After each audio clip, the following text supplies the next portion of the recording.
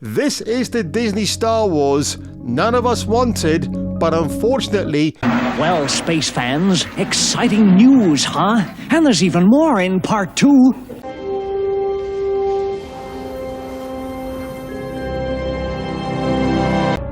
Obi-Wan, come out to play. Obi-Wan. Come out to play.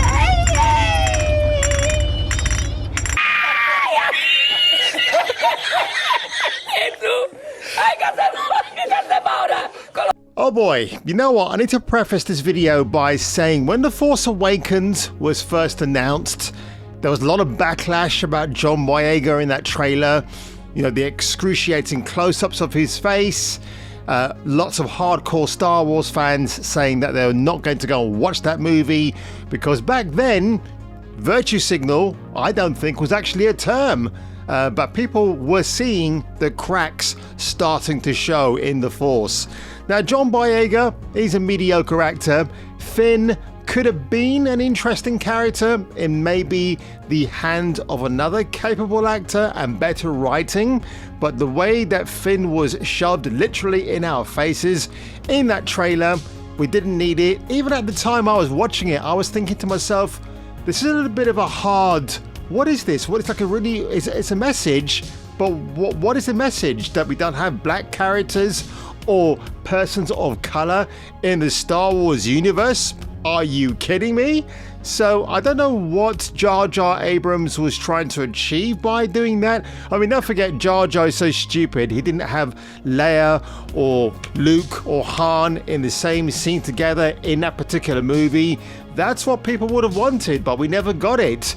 So going into Obi-Wan, the limited Disney Plus TV show, what did I think of it? Excruciating. That's the one word I can think of. Absolutely, I want to gouge my eyes out. Every time Reva appeared on the scene, I just wanted to... I wanted to give myself a Colombian necktie. It was that bad. Or just fantasizing about being motorboated to death by Jill Valentine's beautiful boobies. But I'll also get back to that one later on. So without further ado, folks, I'm going to give you my breakdown of Obi-Wan, this series that never should have been, but hey, we got it anyway. And boy, Disney, you scored a third fail for the week, and I'm really glad it's happened to you. Could have happened to a nicer company.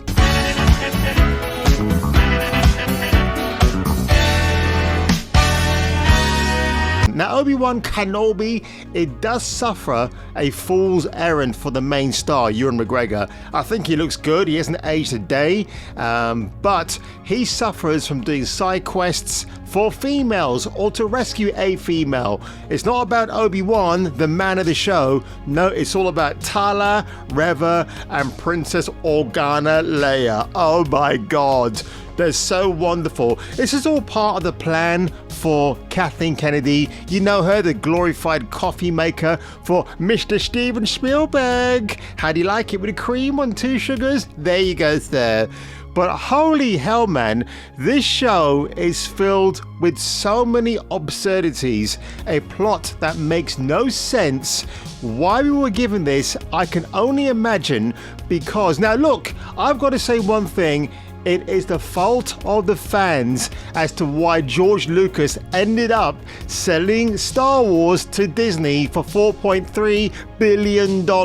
You know why? Because the fans shit all over the prequels. The same prequels we are now going back to watch, to think, oh my god, George was onto something here. He was. And George would not have written this show at all. He would have let bygones be bygones, and you can work out everything else for yourself. But the casting of Moses Ingram as Reva.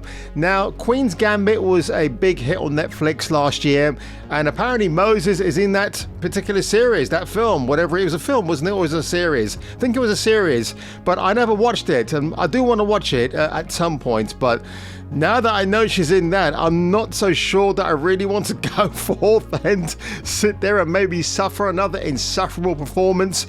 Reva is one of the worst written characters I've ever seen. They keep referring to her as the third sister. I prefer to call her the turd sister. Oh, holy hell, man. And of course, Moses Ingram made his big thing about how her hair has to look in the show.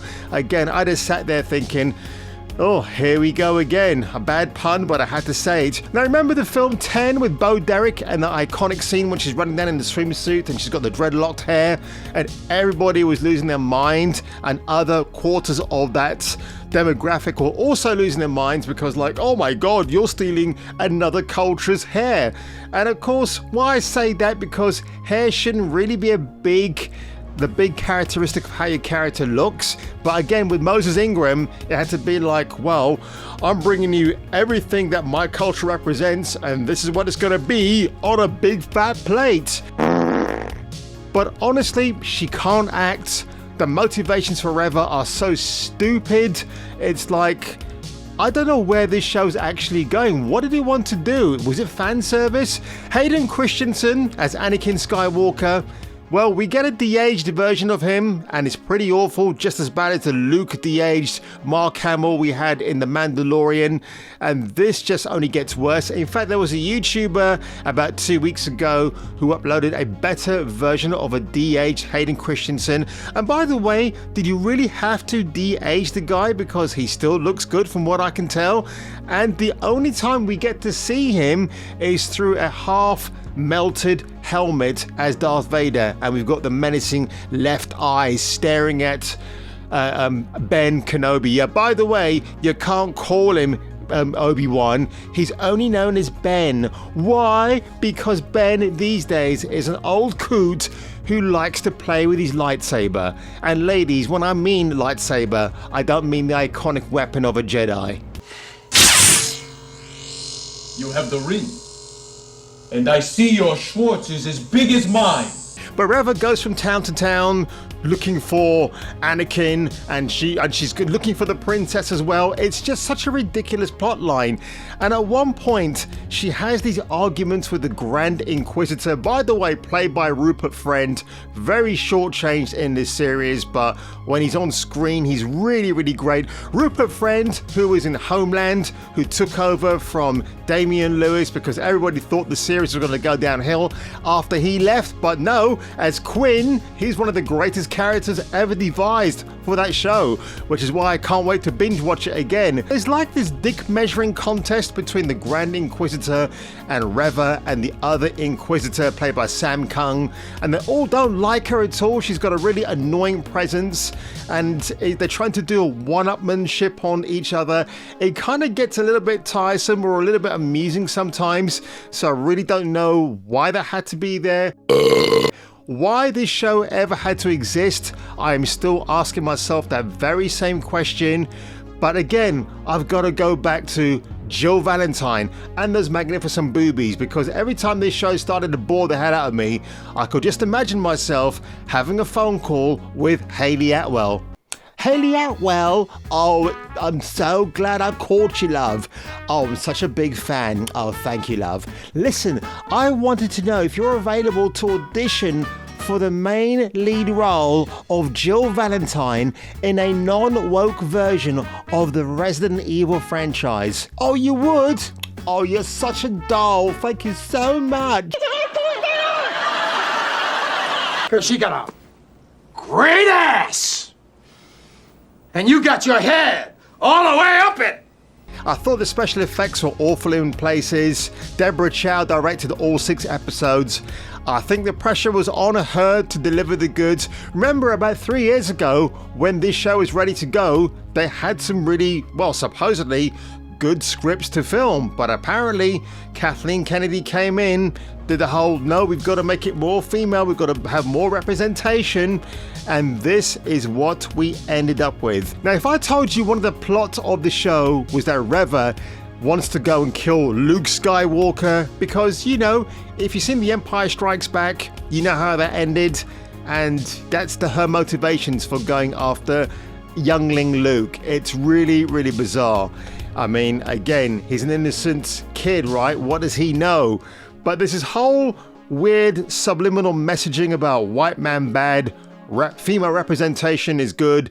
Indira Varma as Tala. Ugh, God. I mean, she's a good actress, but I didn't see the point of that character. And then I think it was the 4th episode where it was all about being the Tala show. And she even gets to utter the line of "May the Force be with you." And I thought, no, you're not allowed to say that. That belongs to an iconic character, normally a male character, but I don't know why it was kind of robbed in that moment. But, you know, we had a little bit of redemption afterwards because our boy, Ewan McGregor, he gets to utter the line, and when he says it, it has a lot more conviction. And, oh boy, man, this show, Reva, Darth Vader makes some very stupid ass decisions.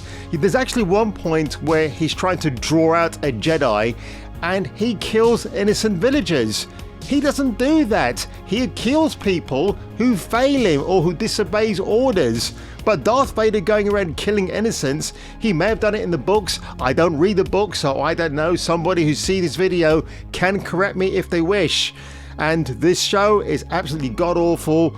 The last episode had Reva breaking down and crying because she's actually said in a few episodes before that she knows what it's like to be alone. Of course, now I'm going to drop a little spoiler for you, but remember in Revenge of the Sith, one of the younglings who miraculously survived, and I'll talk about that as well in a few seconds, was none other than Reva. Yep, she survived because our boy Anakin forgot to check the bodies for a pulse.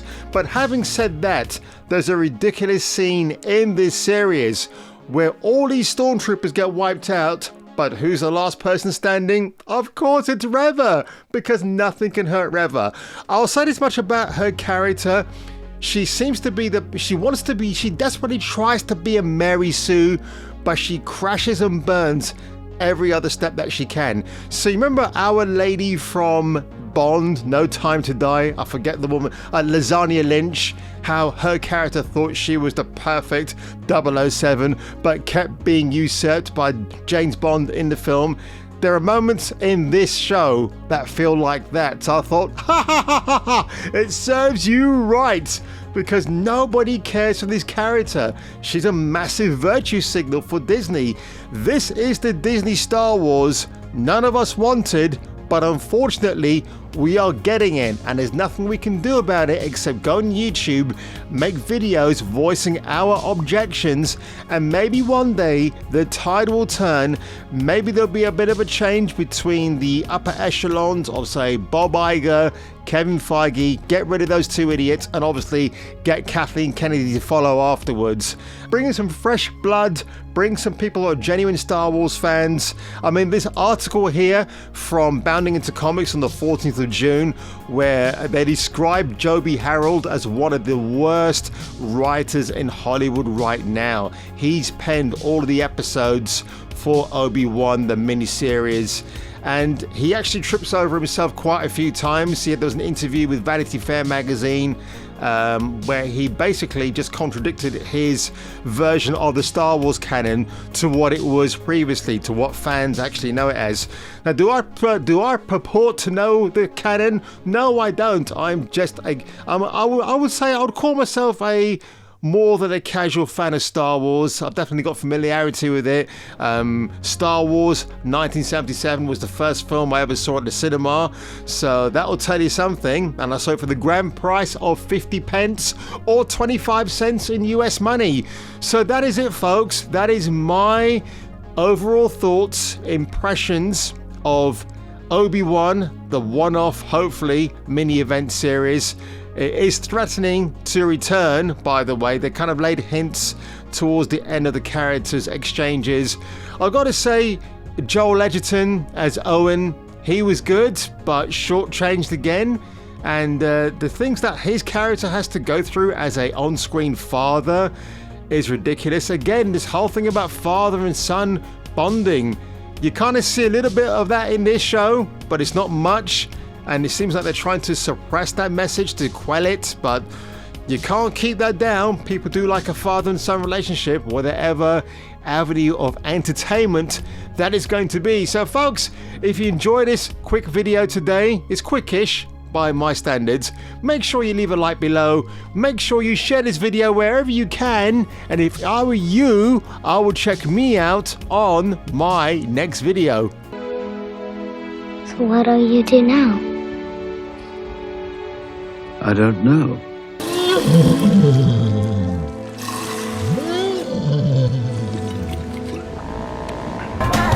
Welcome to the new world. Welcome to the new I would love for it to be after I'm dead.